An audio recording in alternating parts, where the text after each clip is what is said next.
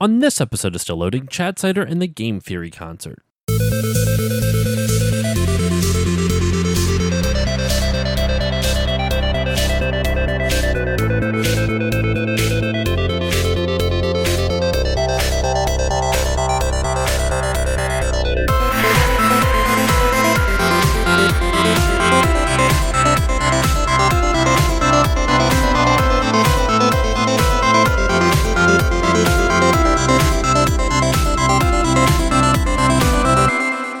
Hello everyone, and welcome to this newest episode of Still Loading. Thank you all for tuning into this week's episode, and thank you to everyone who checked out the Mario Month episodes that I just released, a couple weeks ago. They were a ton of fun to record, and I can't thank Casey enough for joining me for Mario Month this year, as well as last year. But we're not here to talk about Mario this week. This week, I had the pleasure of interviewing Chad Seiter, who is a composer for film, TV, and of course, video games. Chad has worked on so many different projects, it's incredible. Some of the big ones that you may have heard of is that he created and organized the Legend of Zelda Symphony of the Goddess tour, as well as the Pokemon Symphonic Evolutions tour. He's also famous for working with composer Michael Giacchino, who did the soundtrack for Up and Ratatouille and a bunch of others, which Chad also worked on. Chad was seriously one of the nicest people I've ever met. It was such a joy to get to talk to him about retro gaming and video game collecting and his upcoming Game Theory music concert. But you're going to have to listen to the episode to find out more about that Game Theory concert. It's seriously awesome. But yeah, so that's all I really had for the top of this episode. And without further ado, this is my interview with Chad. One of my favorite things to do on the internet is to dive down an IMDb rabbit hole, and I always love finding out who's worked on what, and I find even more enjoyment when I discover someone who has worked on a ton of the things that I know and love, but had no idea that they've worked on so many of the things that I know and love. And today I have the pleasure of interviewing Chad Seiter, who has worked on a lot of things you may have heard of, and maybe not. So Chad, thank you for coming onto the show today. How are you doing? Thanks, Josh. That was a really nice introduction. I appreciate that. No problem. So the main thing we wanted to talk about today, we're going to get to a little bit later, and you're coordinating a big video game concert event coming up soon. But before we dive into that, I want to know a little bit more about you. So what got you into music? Like, what got you started into composition or composing or just music in general? Well, I would say my whole life I've been really interested in puzzles. And as a result, I've always been really interested in technology, computers. I've always been very progressive and in that and always dabbled. And after a while, I always loved music, and I always loved the technicality of it, especially with orchestra, even from being young. And I'd listen to like different symphonic recordings of my favorite classical pieces, and I would like A/B the differences. So I just started getting interested in music, and I learned about MIDI files at one point, and which was cool because it was like a recording that you could edit. So I just started fooling around with it in like a free open source sequencer back in the mid 90s probably. And I remember the first thing I ever did was I took a MIDI file of the Star Trek First Contact main theme that had just come out. And I opened it in my little makeshift sequencer, and I learned you could change the track instruments. And so the French horn played the theme, I don't know if you know what the do do do do do do do do. And I was like, I'm going to put it on tubular bells, and so it was like clong clong clong clong clong, and I was like, there I go, I'm rocking it. Look at this. And that's like when it began, like going down the rabbit hole of studying music.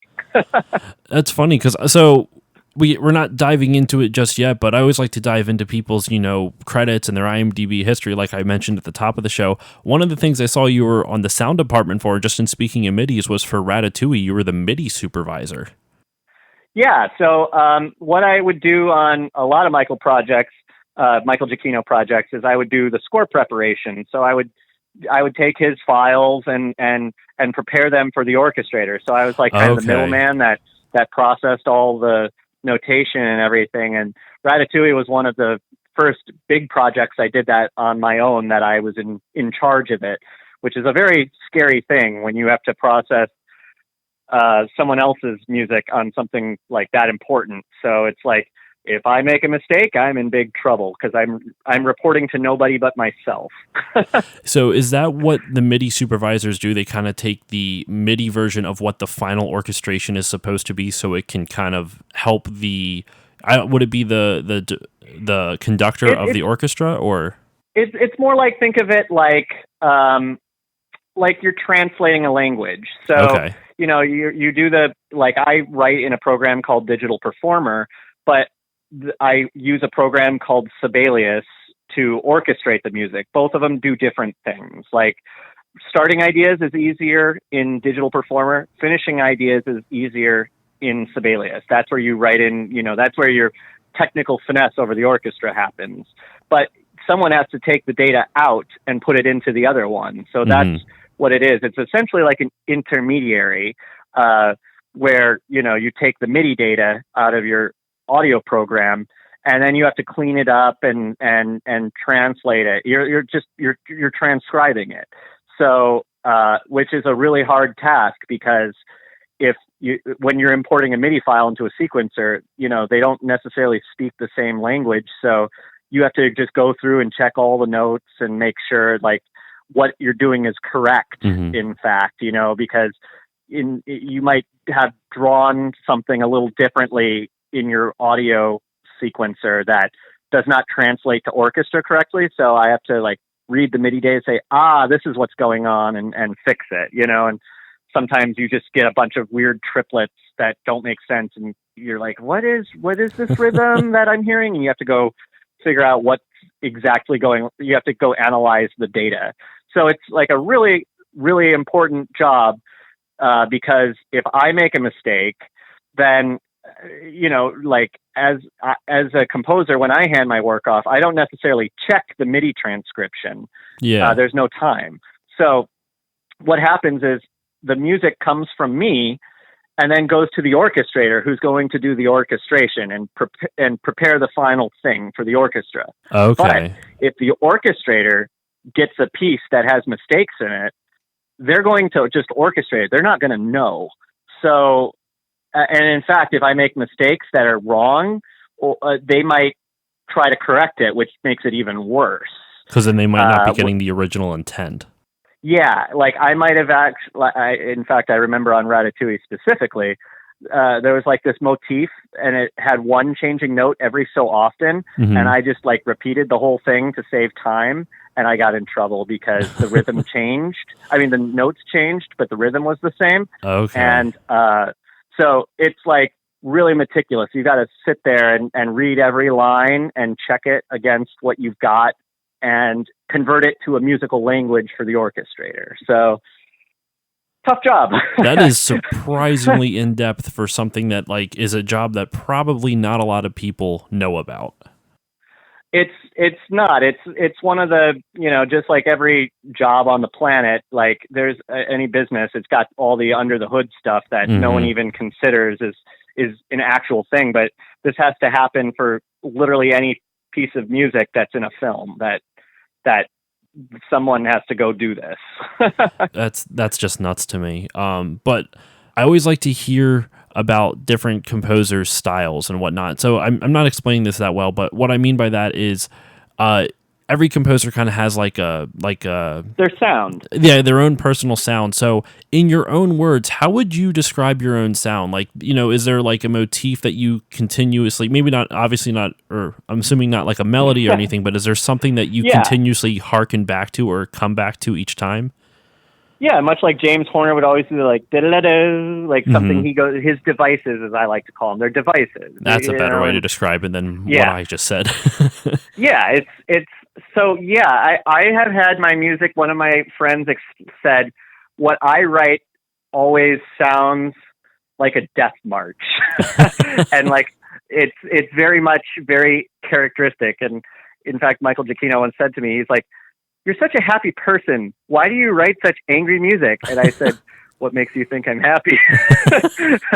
So I definitely have a style where I feel like my music, I try to, I have a lot of anxiety just in life. In everything I do. So I feel like my music comes from this perspective of overcoming diversity. So I do these like big builds that kind of feel like trudging through snow, like shielding your face walking into the wind is how I try to approach it as a storytelling device. So I personally, I've been told I have a very unique sound, that it's easy to figure out when it's my music they're hearing. I appreciate that, and I try to always be thinking of what I'm going to do next. So, that always feels good when I hear, because it means I think I'm doing something right.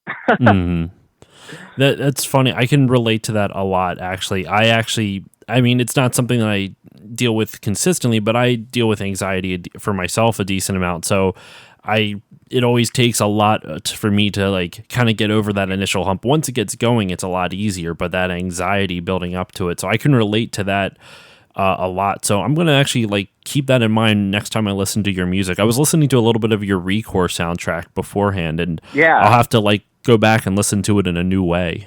That's one of my, I'm super proud of that work. It's what I like to call my other finest work. I just did a score. I'll talk about this later. Talk about game theory. I'm featuring my music in the show too, and I wrote a score that's for this game that's literally about anxiety, and I consider that they're both my other best score. Like I consider them each my other best score. So those are my two babies. So do you have to change your approach on composition depending on what you are composing for? Like, do you have to change how you think when it comes to writing for a film versus writing for a game versus just writing just orchestral music that's not tied with anything? Right.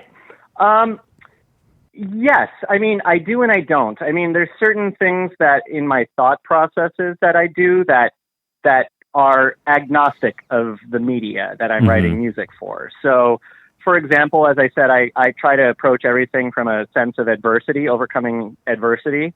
So that just unto itself influences how I tell a story. But what's most important, and every composer has a different answer for this, but like, I guess I don't really care what I'm writing for. Like, it's all about the story to me. So whatever story I'm telling, whether it be an original work that exists nowhere, or if it's to picture or to a video game, like, it doesn't matter to me. I'm always going to approach it from the exact same mindset. I mean, the technical specifics change. Film has a wildly different technological precipice than like games do. And, that like film is what I like to think of as linear entertainment, where games are non-linear entertainment. So the technical side changes, but how I approach it always remains the same. So I always try to maintain a sound throughout all my scores. Like, the orchestra might change, the instrumentation might change, the chords I typically use the most might change, but at the heart, it's definitely a Chad Seiter score. And I'm proud of that. I've made sure to, like, as I've added on projects, I've made sure to kind of keep a trajectory of form to my career, where I feel like I'm growing one big piece of music every time I'm writing different ones, if that makes sense. No, that makes sense. Is there any like medium you prefer to write for? Do you enjoy writing for film more, or for games more, or maybe just for yourself, just something to do in your spare time when you have spare time? Well, I have one son and a new baby 3 weeks away, so not as much spare time for writing as much as I'd like. Usually it's reserved to, at this point.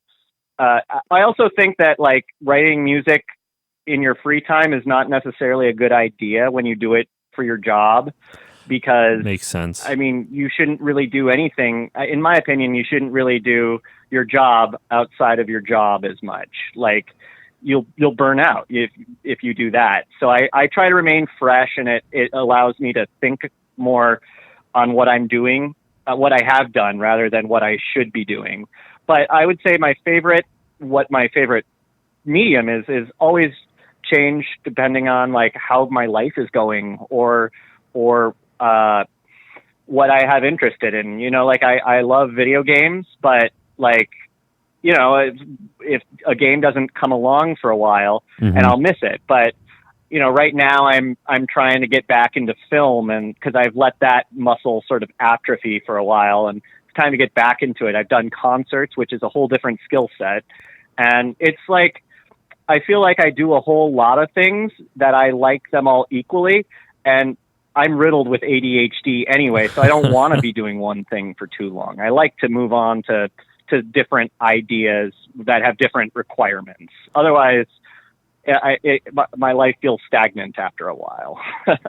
And we'll get to your concerts, your concert organization, or your concerts that you've organized a little bit later on, because that's a big thing I actually really want to talk about as well. But in speaking of video games, what are some of your favorite games that you've played, like whether growing up or recently, or just what are some of your favorite games? Well, I'm a huge Mega Man 2 fan. I would say that's my favorite game of all time. Excellent. Right up there is like Castlevania 4 on Super Nintendo. The Super Nintendo. Freaking love that one. I can speedrun that one. Yeah? Like, I'm really fast. Yeah. And Mega Man 2, I can speedrun both of those. I don't do the like cheats, like breaking the programming, but as a like hit forward and just keep going, I can rock it.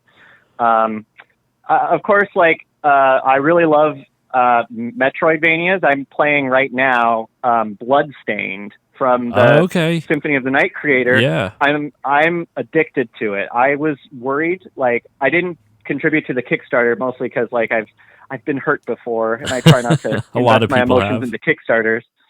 But I and then when they first started releasing images and stuff, I was like, well, okay, we'll see.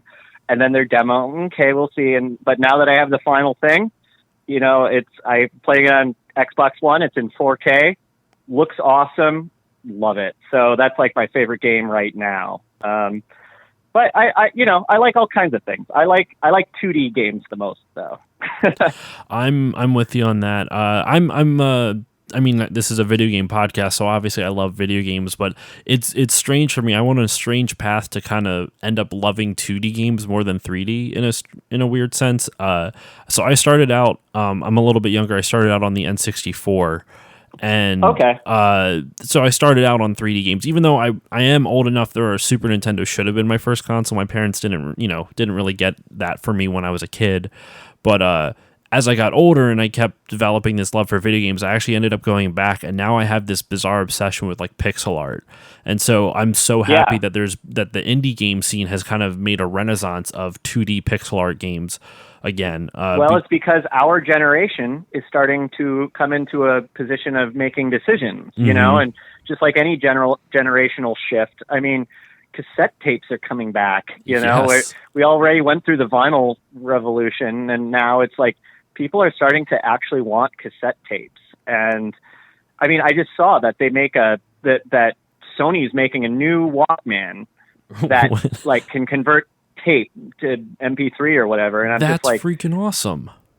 Well, to you maybe. Well, I don't miss cassette tapes, but I like the idea that it converts cassette tapes to. Yeah. Well, cassette tapes are a product of the 80s, so is pixel art. So, here's our generation's time to shine. It's strange too for me because I'm old enough for I was born in 89, so I'm old enough for the Super Nintendo. That should have been like my childhood console. But But you were like 3. I was born in 82. Okay. So, but you were like 3, so you're off the hook on that one. I guess. I had friends who are only a year older than me who actually had a Super Nintendo growing up, and I was always kind of jealous of it because there's a lot of games on there now that are like super rare that I wish I could own. But it's not that much of a problem, but I'm a collector as well, so it hurts me a little bit to know that I missed out on a lot of it. Yeah, I went through and bought, like, when after you get a little older and you've got some spare change starting to accumulate and you want to use it, like one of the best parts about getting older, and I grew out my retro game collection. I had all my hardware modified to really gorgeous output spec to like 1080p RGB output type of thing. Yeah, or just skipping all that and going straight to like coming off the graphics processor into HDMI. Oh, and that's then awesome. Analog makes a bunch of things that I've mostly switched over to just buying those things, like their Super NT and stuff, because it's awesome. But I have a retro game collection of at least 1,000 games, and one of the things I did was like, what are all the old games that I didn't have that all my friends had that I played at their houses, and it made me so mad I didn't have it. So that was like the first thing I did. It's funny because you're talking about how, the cyclical effect of, the generation that grew up on things, now they're in a position to make decisions.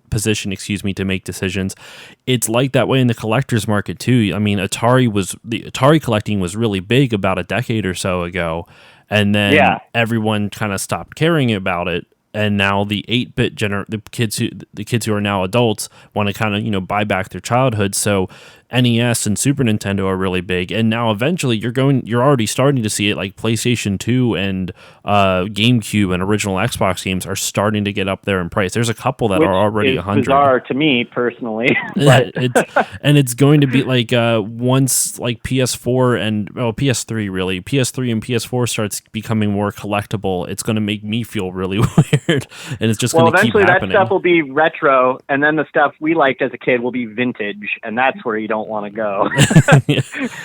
Vintage is the graveyard of retro. I will still always love it though. I will too. There is a completely not related or affiliated with my podcast at all, but there's a YouTube channel, maybe you've heard of it, called My Life in Gaming. Oh yeah, I love those guys. I've chatted with them over Twitter and stuff a few times. Love it. I'm obsessed with their channel. I love everything. Like I showed my friend their videos, who he was not 100% into like retro gaming and collecting. He liked it and respected it well enough, but it wasn't something he was that invested in. But once I showed him their videos, because he's more of a tech kind of guy, and he saw all the interesting technology that people are now making to get the best possible video picture out of your retro game consoles, he just freaked out, and he actually bought he found a Super Nintendo with the perfect chipset and got one of the upscalers and everything. He just went nuts with it. I did too. Almost. My wife was starting to get kind of upset with me. I went so nuts on it. So my wife is she's been very forgiving of me with all the money I've spent on game collecting, but I try to keep it in check. My wife too. I try not to break her heart too much. So in speaking of retro games, I figured it's a little earlier than I wanted to go into this, but I think this is the best transition I can offer because I'm not great at transitions, but we're going to keep on going. Your music series based off of retro video games, your concert series, you did the Legend of Zelda, the Symphony of the Goddess, and I also saw a Pokemon concert series. Yeah, so I had done both of those, Symphony of the Goddesses and Pokemon Symphonic Evolutions, where we were officially licensed from Nintendo and the Pokemon Company, respectively. So it was, working with their IPs and I did. It was really important to me that I did the arrangements too. So it all lived in the same sonic space. And how I talked about. It's funny we talked about style because I really wanted to infuse my style into it because I basically wanted you to hear the way I heard it in my head growing up, because you just got these 8-bit, 16-bit sounds that they leave a lot to your imagination of how it sounds. And, I'm so interested in the orchestra and orchestration. My whole life is devoted to working with the orchestra. I love it. So I would hear these big cinematic epics in my head. And, I'd always want like, oh, they should have done this. That would have been cool. Like now I can do that, and I got to work with the original composers of those things. And I was really nervous, like Koji Kondo, the first time I showed him my arrangements, not like, I hope he likes it. I wasn't worried about that. It was more about, did I do it right? Is he going to think that this is a good interpretation of it? Mm-hmm. And thankfully, he loved it, and it was like this certain kind of acceptance. Like always, it doesn't matter who it is. I'm always so nervous when I send out the first batch of music for delivery, I feel very vulnerable because like they're going to listen to it for the first time. We could have I could talk a big talk, but now like my music, now it's my music on the line, and it's up to me to bring it. So whenever I send out the music for the first time, I'm always a nervous wreck. And on both shows, I was given just like creative freedom to do literally whatever I wanted. So I put it totally like, this is what I hear in my head. And I turned it into like a Chad Seiter hybrid score, which is exactly what I wanted, for you guys to all hear it the way I heard it in my head growing up. I actually went to one of the Symphony of the Goddess shows when you were touring. It was in Philly at, I think, the Mann Center. Oh, cool. I was actually at that show, and so when, you know, was it the one I was at? I don't remember. It's been a number of years. It would have been, I don't think it was the first Philly show that you guys ever did. It would have been the second one. Because I think you only ever did two, I think. Well, I stopped working on it after a while. Okay. I due to production issues, I decided to leave the project. But so there were additional shows that I might not have been involved in, but I was at least one Philly show. It might have been. I know the game they kind of did the focus on was Link's Awakening, if that was anything. Yeah, I was always really proud of that one, the Windfish cue. Oh, and I did the whole suite. It's been a while. It's been like 10 years. I think the one I went to, oh my gosh, how long ago did I live in that place? I think it was probably like 3 or 4 years ago now. Oh, it's got to be more than that. I don't know. It's been too long. But no, I'm glad you came. it was a great time. I remember leaving that concert, and I'm like, I gotta go back and play some Zelda games I haven't played before, because there was at the time I had actually only really beaten Ocarina of Time, and I think the DS game, not Spirit Tracks, but the other one that I cannot think of for the life of me right now. That's gonna bother me. Phantom Hourglass. That's what it is. And after that concert, I literally went back. I'm like, you know what? Damn it. I'm going to actually beat Link to the Past and Link's Awakening and all the ones that I've been meaning to get to and just haven't gotten around to. Sometimes it's hard to go back to those games. You're like, oh, so much has changed. I think the 2D Zeldas hold up really well in terms of like, longevity and how they fare against like the modern audience. Because if it was like, it's like when you go back to play Ocarina of Time and Majora's Mask, those don't hold up as well. Not just only visually because you're so used to more modern graphics. Early in the 3D graphics era. I don't much care to play those games because I to be honest, after Super Nintendo, I became a PC gamer for quite some time because I just didn't really like the way that the consoles were looking. Like it was 3D, but not really. It was still sprites, but in 3D. And I don't know, like I just didn't much care for the graphic style at that time. So I went over, and then it was Half-Life and stuff over on PC, which was like, holy crap, this is epic. So I never had played Ocarina of Time, but when I went back to play it, like I couldn't get past the tech, It was hard. There's certain games that hold up really well regardless of age. For example, just in speaking in the Zelda series, I actually think Wind Waker holds up very well considering that it's now almost, it's definitely 15 years now. It's going to be 20 years in like 2023 or something like that. Yeah. But like that game holds up really, really well. And even the Super Nintendo, like Link's Awakening, Link to the Past, like the controls and graphics visually hold up really well. The original Legend of Zelda, I think actually the graphics are still super appealing. The gameplay may feel a little dated, but I don't even say dated. Like it's just not as intuitive. It doesn't hold your hand like a lot of modern games do. Like I find with retro games, if I didn't play them at the time, I have a hard time playing them now because I don't have that muscle memory, and oftentimes the physics is just so janky in a lot of games that I was accustomed to it, and you've been kind of, it's part of your intellect even to today, but playing a new old game is not always the easiest.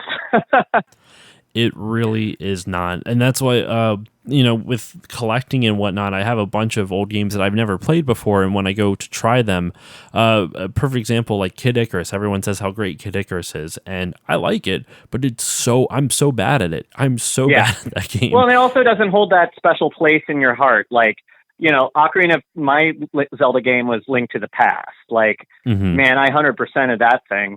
But, Ocarina of Time, like it didn't have any sort of like emotional impact on me as much because I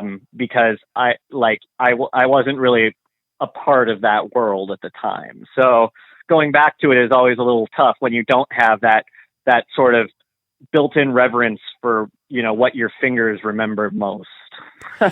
It's funny too, because I actually my first Zelda game was Ocarina of Time, and even me, who has that like nostalgia for it, it's hard for me to go back only because I think I actually played it too much, where the controls are only so fun that it doesn't make me want to go back and kind of redo it again.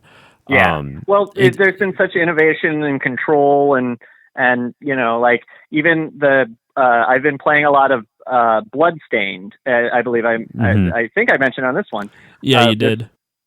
Bloodstained is awesome, and it's like, dude, this is totally a new Symphony of the Night, but it's way better. Like everything's way thought out, and like Symphony of the Night's gonna always be one of my favorite Metroidvanias of all time, but this is no slouch, and I can do that one like in my sleep too. And Bloodstained is like, cool, these are modern controls. This is how it feels now. Like these are, it's got compensation for like wireless delay and stuff. And it's a whole different experience. I can't imagine like what it would be like to be that kid getting this game, from, playing Symphony of the Night. And then suddenly you have this, like, it would just, if there was like some sort of time dilation that allowed you to do that, it would probably just be like, just completely overwhelming how much controls change. 100%, I agree. It's funny because you like you were saying before, like it's harder to go back to games that you don't have that nostalgic connection with. For me, one of the reasons that I actually started collecting games it's part of it is what I call misplaced nostalgia, and I've talked about it on my podcast before, but it's that, the sensation where it's you're nostalgic for something that you never actually experienced personally. Yeah. And I feel that very hard about on a lot of different levels. Like, especially, like I said, I started with the N64, but for some reason the NES just hits a sweet spot for me. It's a very strange thing. And I started collecting actually because I have a weird obsession. I shouldn't say weird. I just have an obsession with video game history. I like finding out things where there's like games that were ahead of its time, or like weird tech that you're surprised existed all the way back then. I've given this example before, but like we're talking about Castlevania, but Simon's Quest, the second one, it actually blew my mind to find out about its day and night cycle and how the enemies change depending on whether it's day or night. Right. And it, someone who didn't experience that as a kid, but, looking at it over now, 30 some odd years later, it surprised me so much because I was just blown away by how advanced the gameplay was, regardless of the flaws with it, how cryptic the game is, and it doesn't tell you anything on how to progress through the game. You really need the strategy guide. Simon's Quest in modern times is not playable. I mean, no, it's not playable. I would say all the Castlevanias are a little rough. The controls are definitely an acquired taste. But all right. So that's awesome. I always like finding like connections with the people I'm interviewing. So it's all I had no idea you were a video game collector. So that's really cool. I could talk about it all day. I'm proud of my collection, and I spent a lot of time on it and a lot of time thinking about it. So I've got it all set up. All my retro games work in 5.1 surround sound, and it's beautiful. Got the sub cranking and all those bass lines on the Nintendo, like, boom, the subwoofer just makes them sound so epic. Do you ever go to like any gaming conventions near you? Like I think the biggest one that I know of near you is the Portland Retro Game Expo. Yeah, I've wanted to, but like, it's always just hard to travel. Like with a kid now, it's like it's hard to do any of that. But I have Hmm. to be so like I work so much that I have to be really particular of my time, and it's kind of hard to get away for those things. Like I've always been told I need to go to MagFest, but it's like in early January, and what sucks is like I just went through the holidays, and usually production cycles like wrapped up in mid December, but they get going right away. And so like it's always for me after like January 2nd, it's like back to work no matter what. Yeah. And so it's like I just took the holidays off, and it's hard to get the time to go to those things, when you're back at the grind. In a weird way, I guess it's kind of a good problem to have that you have so much work that you can't go to conventions like that. Well, it's not always just work. Sometimes it's like, well, there's all kinds of, the age old saying, composing is only 10% of the actual job, when in reality it's probably like more like 5%. You've got to spend so much time networking and planning and long-term projections for your business that like, Hmm. sometimes it's like, I can't leave. I just got back, and it might not be I'm sitting down and writing. It's like, no, I have to organize, like I have to get my new template going because this project is coming 3 weeks away and stuff like that. It's like, there are also large swaths of time where you're not working. What are some things that you like to do to kind of wind or unwind? Not, I was going to say wind down. I guess it's the same expression. But like, is there any? Do you listen to other music outside of obviously orchestral stuff, or is it? Do you like? Are there any movies or like things that you like to do just to kind of de-stress from life and from the job? Yeah, I love hanging out with my family. I generally, when I try not to work at night. I don't like working at night. So, um, unless I have to, of course. Sometimes you just got to do what you got to do. But most of the time, I try to be done with work around 5 p.m. I like to start early and end early. I try to finish my work before 5 if I can. Uh, and then usually my wife or I pick up our son from the grandparents, and I try to spend the night just hanging out and playing. And I like to cook dinner. We'll have like the nightly news on and cooking dinner. Our son is playing. My wife is sitting at the table, maybe doing something. Like it's just a busy household. And so that's kind of how I relax, to be honest. And we'll watch after he goes to bed at 8, we'll like watch a movie or a TV show or something, or a few. Or we'll just, I'll just go sit in bed and work on my laptop, catching up on emails, and we just have like, some reality show on TV or whatever. It's just, I try to step away from work, and it doesn't really matter what fills it. Cause I always can fill it. It's just the nice decompression. Sometimes my ears are just overloaded and I need to walk away. I completely understand that. Surprisingly enough, my decompression is not always, but a lot of times it's actually my job.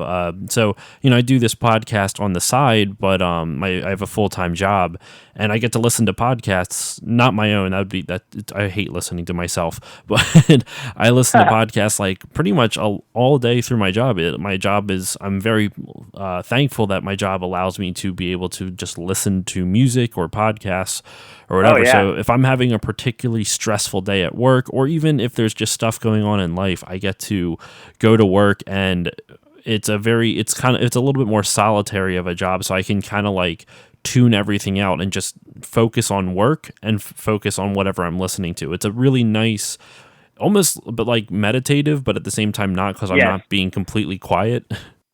Well, that's what, to your point, you said, like listening to music. Like, I think most composers probably have this problem where you work on it all day, and it's like, it's sort of hard to find the time to do it recreationally. Like, I don't particularly like listening to music in the car because it makes time feel slower to me. I think it's because like I know what it goes into producing a minute of music, so it just like the minute feels a lot longer. I'm more of a like talk radio guy in the car. Like you have to find ways to decompress, because I'll be in the office researching and listening to stuff all the time, and have stuff playing in the background as I'm researching or working on an idea. So I always like to kind of decompress from music in the evening. No, I can understand that. It's I can't imagine what it would be like to have to take your work home with you. I'm thankful my job isn't like that, so I would probably be doing the same thing you were. And even like with this, like I love podcasting, I love talking about video games, but I don't think I could ever make this my full-time job. Or if I did, I need a part-time job to kind of just step away from it. Just kind of like I love video games, but there's other things that I also enjoy to, watch, listen, whatever, that kind of thing. Well, I think having a varied life, like I would say, like for me, when I became a better musician was when I started traveling a lot more. I'm very introverted, and I used to be a bit of a homebody, and until I got married, I had never traveled internationally, and now I've done it, dozens of times, and once I started traveling and doing other things, then once music became my job, and I no longer sat there worrying about like technology, sample libraries, whatever, like. And went out and experienced life. It's amazing how much I got better not doing music, like experiencing life and appreciating things. And it's as an artist, I mean, I've been told this and I agree with it, that the best thing you can do as an artist is travel. Mm-hmm. That's where you learn just the most about the world and about yourself. And it's cool. I like it. So I can relate to that a lot as well. For me, I'm also a little. I would say I'm a bit of an introvert as well. I would say I'm an introvert in the sense where I get my energy from is from being alone. Like I don't gain energy from a crowd, or I don't gain energy from group hangouts. I mean, I love hanging out with friends. I like being kind of sometimes I like being the life of the party type of thing, even though I don't know if I've ever been that, but I like to try. But where I get my most energy from is 100% just being a homebody. Like I like being up in my room watching YouTube videos, or in my game room watching YouTube videos, or sitting on the couch with my wife watching. We just finished Stranger Things season 3. Nice. Oh, it's so good. Just things like that, and I've even found that now I like to just go for walks, which I never thought I would ever say in my life. But I like to take we have a little corgi, so we take him out for walks periodically to just parks and places we've never been to in our area. So I can relate to that a lot. I've started working out. Like I have a trainer, and I've lost like 50 pounds, and it's amazing how much that stuff just affects your mental health, and your physical health. I actually I rolled my ankle a week and a half ago, and it's healing now, but I haven't been able to go to the gym or go for a walk or anything, and I've been going a little stir crazy the last 2 weeks just sitting in here. But all right, so this has been great. I wanted to talk about one of the big things today. One of the main reasons we're even talking today is the upcoming concert series that you have, the Game Theory music concert. I think I said that is the right one. Yeah, Game Theory concert. Yep, Game Theory concert. So from what I saw online, the concert is a music concert for indie video games, and the lineup you have is just nuts. All the different composers that you have lined up for this is just incredible. Thank you. So Game Theory is we're fundraising for a nonprofit called Musicians at Play, which it serves the Los Angeles area, provides support for music education, indie artist exposure, jazz programs, things like that. Mm-hmm. And so the director is April Williams, and her husband is Don Williams. He's the music director. Don Williams is an incredibly talented timpanist, one of the best. And so he's played on all my stuff for 15 years. He's also actually John Williams' brother. So, what? And nuts. Plays timpani on all his scores. So when April had said, like, I want to do a video game show, and Don was like, boom, call Chad. And so I had this show bestowed upon me, which was really cool, because normally I have to put together a pitch and everything. But because it was just like given to me, I was so grateful. And I said, like, but because of this, I want to do something new. And much like we've talked about all the retro games, I feel like I love them, but I've done that now, and I'm ready to move on to the next phase of my creativity. And especially in modern times with like, these tech companies, politics, news, there's so much noise in your life now, social media, that like, I felt like I need to start looking forward and figuring out what is going to happen in my life next, instead of, as much as I love it, nostalgia and like, just moving on. Yeah, I've got kids coming, so and more. Anyway, gotcha. yeah. So when I started it, I was like, well, indie games are going to be the new AAA games. That's for sure. And what I like about it is like, it reminds me of my job because as a composer, one of the things I love to do most is budgeting. I love to plan what the orchestra is going to be, how much time I have, all that. Budgeting is my favorite part, or at least one of them. So with game theory, like the idea was that all these composers have had to come up with creative solutions to making games. And as a result, no two composers have the same story.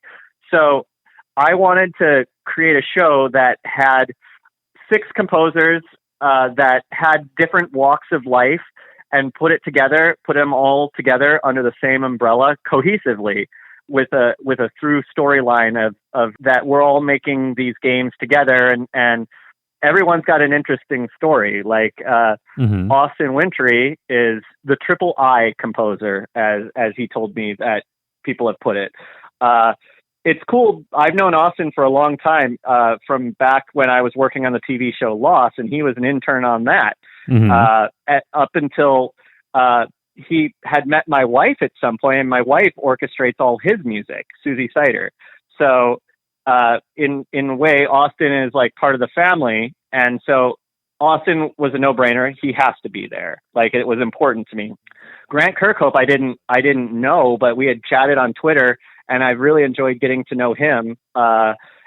He feels to me like American video game music royalty, in a sense, that he not only started back like N64 and I think even before, but he has seen many generational shifts of consoles, and with all the technical limitations to those, he's always had to find a way to write cool music. And that's hard when technology changes. I have not myself had to experience the same thing that he had to. And it all culminates with like a bunch of the rare people left and made Playtronic, which is a grassroots indie game that's kind of approached like a AAA platformer. And, Grant wrote the score to that. And so we're going to be premiering a lot of that with a live orchestra for the first time. The ukulele stuff, right? That's cool. The what?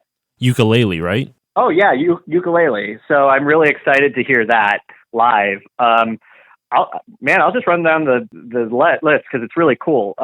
Laura Shigehara, who I didn't know, but I've gotten to know her through this, and I really like her. She's super cool. She made her own game, Rakuen, like from beginning to end. Really? Yeah, and she's built. It just celebrated 2-year anniversary. She's built a community based on positivity and friendship, and it's big too, and she really a part of it, and she writes such emotional music that is so personal to her, and I'm glad to learn that about her, because I look at music more like a puzzle, and she looks at music like how it makes you feel, in a way that I'm excited to collaborate with her, because I think we'll both be infusing those elements into the arrangements of her set. Then Lena Rain is new to me as well.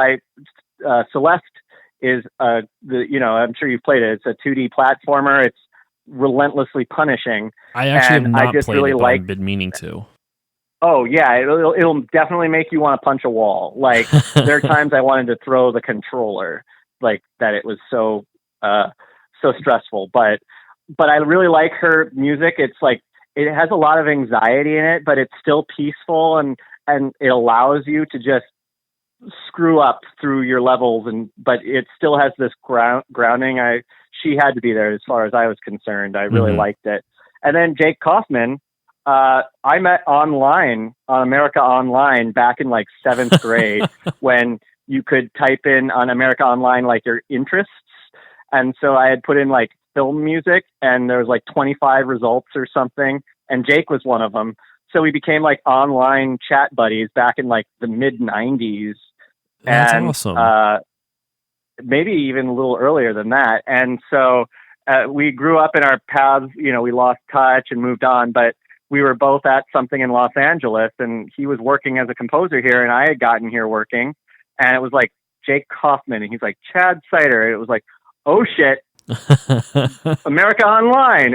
And like, so we've been really good friends since. So it's a no-brainer that Jake has to be there in the show too. So this is all like a very precisely curated cast, and each composer is going to host their own segments. So each composer is going to have a 20-minute segment that they're going to talk through their body of work, and like when they're going to talk through like decisions they made, or the limitations or the benefits, and they're going to just share with you what it was to make this music and it just happens to be for these phenomenally important indie games. So like, it's going to be really cool. And I'm making sure to curate it like a museum, where they're going to be working on the arrangements and we're going to do all the music preparation in my company. My wife also orchestrates all of my music, and she conducts my orchestras usually. But she won't be able to be at this show. She's conducting in Toledo. So I'm on my own on this one, but we're all going to work on this together. So it's not going to feel like 6 composers that are there independent of each other. They're all there. We've all worked together and collaborated to make the music cohesive, and it'll be a really good night of positive energy. We're raising money for important causes. I'm just really excited about it. It's really cool. I mean, a lot of these, for the listeners who don't know what some of these people have done, like Jake Kaufman did Shovel Knight, which is probably one of the biggest indie games that come out in the last like 5 or 6 years. Yeah.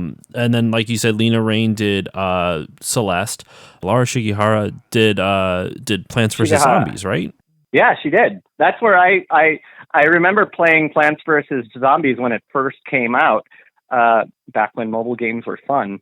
And and I loved the music. I was like, this is very peaceful. It's kind of menacing and has a nice groove to it. And then so it's fun to have her part of the production as well.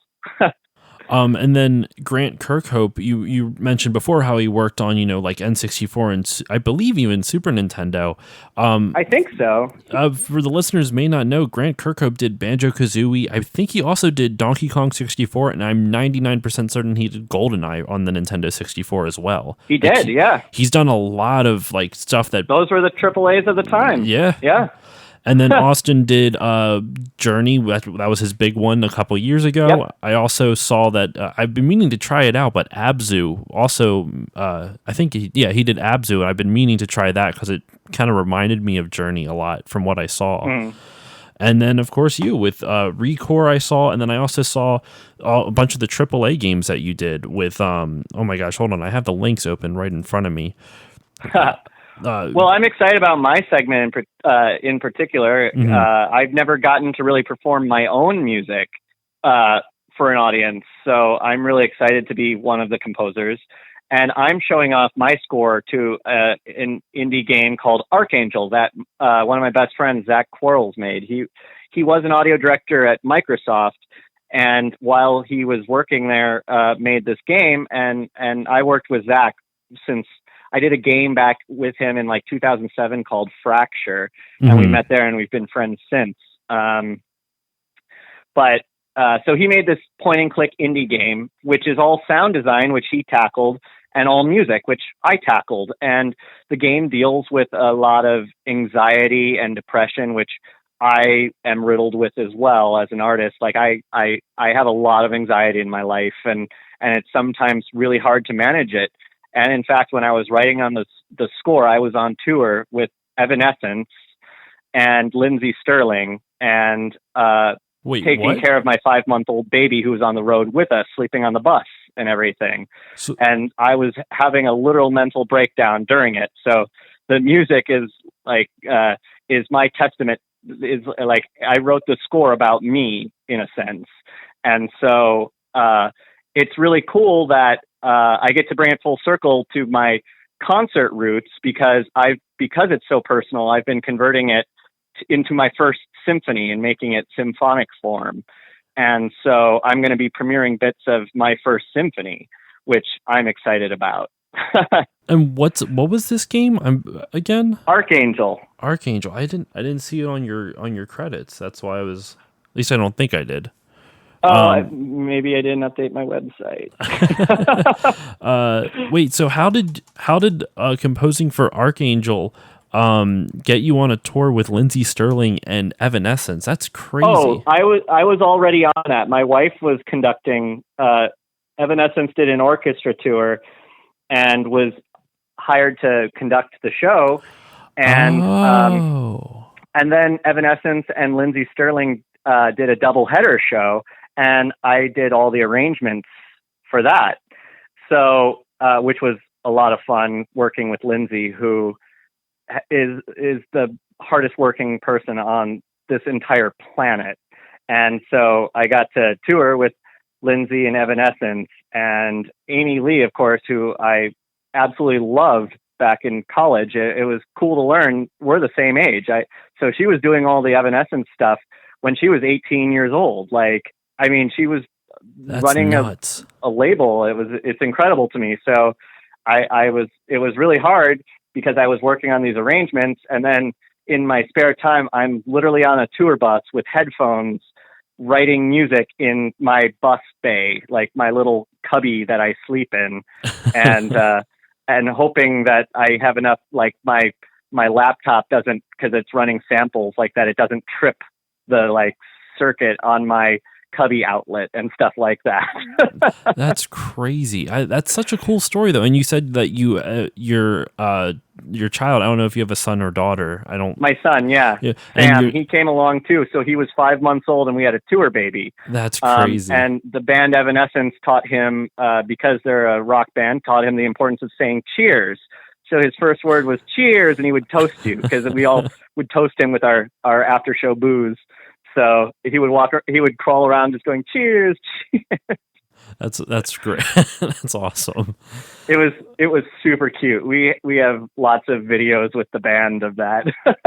That sounds amazing. My brother used to be in a band as well, and touring was one of the toughest things. So I can only imagine touring and composing and also raising a 5-month-old child at the same time. That just sounds crazy.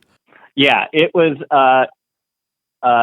crazy. It was really, really hard. And I was working on other things. I'm in a sense, I'm kind of glad it happened, because I did have a massive panic attack breakdown, the kind where you reevaluate literally everything in your life and not always make the best decisions while doing it. And I'm really thankful for it, because it kickstarted something in me that needed to happen eventually anyway. And it made me decide, I can't look back anymore. I need to move forward. And so the grand finale of the show, I wrote a piece for Archangel called Walk Past the Storm, which is literally the embodiment of my anxiety, where it's you're fighting through this wind, you're walking through a storm and you're just covering up against the wind, and you're I got to keep going, that feeling. Yeah. Of just the cold isolation of it.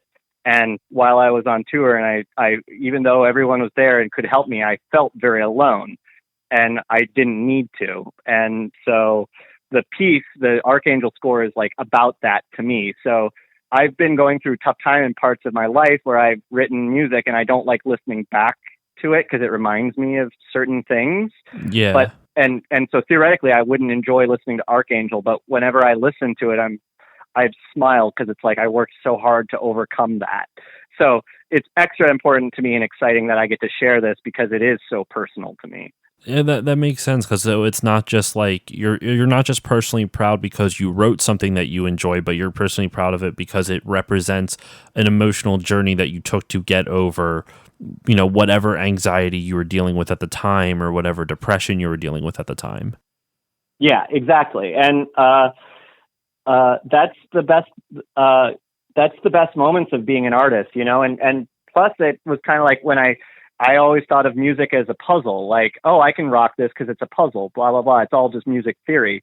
But it was that score where I learned, like, oh, maybe it's not just about music theory. Like, maybe I do need to start accessing this part of me, which I had not really prior accessed. And listening to Laura Shigehara talk, she's like helped me through a lot of my anxieties. Like, I've learned from her actually while working on this project, hearing how she talks about music. It almost sounds the way it almost sounds like the way you're composing is like how an actor kind of has to, recall different emotions to get different performances out of them. So if they're trying to, cry in a scene, then they try to think back on something personal to do that. To get them to that point where they can be that open and vulnerable for the scene. It almost sounds like the way you were describing that is you were doing the same thing because you knew this, whatever piece of music you're writing had to evoke a certain emotion. So you were trying your best to put yourself back in a memory similar to that or something along those lines. It was mostly that I would not say I did it intentionally. I was just so consumed by it for the first time. I had not really felt emotion like that before. That it couldn't be ignored. Like, for all the great things that came from the score, I can hear all the things decisions I made that I kind of refer to it as prickly. Like, things sound prickly in the score to me. These sharp, when you injured yourself and you've got this pain, this sharp pain sometimes in your leg or something, things in that. It's not perfect, and where normally I would have to control the situation. Everything needed to be perfect. And this is the first time it was I got to get this done. I don't have time to think. And as a result, I think it was the most emotional music I've ever written in a score. I actually talked about something similar-ish to this to another composer I interviewed, Andrew Prallo. Do you feel like limitations that whether it's self-imposed or whether it's crunch limitations, you have to get something done by a certain amount of time, do you feel like they give you almost like they improve your creativity because you're forced to get something done in a more quick time period? Oh man, I hate projects with no deadlines or long deadlines. I love the I worked on TV for a long time, and TV is a boot camp for working fast. You don't have a choice. You can never doubt your decisions. It's go, go, go. And I always loved it because I work best that way. My best ideas come when I'm the most stressed. And so, yeah, I'm a big fan of working quickly, because some people think oh, you've got so much time, you're going to write a really gorgeous piece of work. And I'm like, no, I've got a lot of time, so it's going to sound lazy. And you almost, would you say when you have that much time, you almost get too self-reflective, and then you start wondering, well, was this the best idea? Let me try to, fine tune this. Yeah. Or you just kind of never get to it because you've got all these ideas that it's like a word salad in your head and you don't know where to begin. Whereas with a deadline, it's well, I have to get it done. That's the delivery day. So here I go, and that's the feeling I like. Because otherwise I'll just second guess and doubt myself, which is pointless. It's kind of tangentially connected, but I can relate to that a lot. With the podcast specifically, when I have ideas or something like that, I have to put limits on myself. Well, I have to have this done by this date because otherwise I'll never get it done. I know me, I'm going to procrastinate like hell, and it's just never going to happen. Nowhere nearly as intense as what you have to go through with composing music for, companies and whatnot. But I can relate to that in a sense when it even down to into the small degree with a podcast. Yeah. But all right, to kind of wrap all of this up, do you have any upcoming projects besides the game theory concert that we talked about? But is there any other projects that you want to talk about that you're working on or that you're able to talk about? I have a few orchestra things that I can't talk about, which sucks because I really want to, but game theory is consuming all my time. So, which is great. I can't wait to get it all done and just release it into the world. And I guess we should say when that actually is. That is October 5th of this year, 2019, at the Ford Amphitheater in Los Angeles. Yeah. Tickets are on sale at gametheoryconcert.com. We're also partnered with Materia Collective, which is a label for game music that Sebastian Wolf has grown. And he's providing all kinds of cool merchandise for us and swag. If you get a ticket, you get a package with different items depending on what tier you got, kind of like a Kickstarter. So everyone gets, I hope everyone gets something about it when coming to Game Theory, and we're all raising money for musicians that play. And we would appreciate any help we can get. And from what I can see with these ticket packages, you have like a $75 tier, a $95 tier, and the big one is the $125 one. And the $125 one's got a lot of cool stuff with it. I saw there's a compilation album, USB stick, exclusive badge and lanyard, a concert poster, and of course a concert ticket. Does the compilation album have like all the music that's going to be performed? We're not sure yet. We're still working on it. So we're going to be announcing stuff as we go, as we grow the project. Unlike the other shows I worked on, which it's like, okay, this is Zelda, this is Pokemon, here's what we do. This one's a little more grassroots, and I don't have all the answers. So it's like we're all figuring this out together, and that's just the fun of this. That's what the project was supposed to be. So I guess we'll see what happens when we release it into the world. I'm looking forward to it. So, Chad, thank you so much for coming onto the podcast. Oh, thanks, Josh. It was my pleasure. Good chatting with you. And I will talk to you later. Yeah, talk to you later.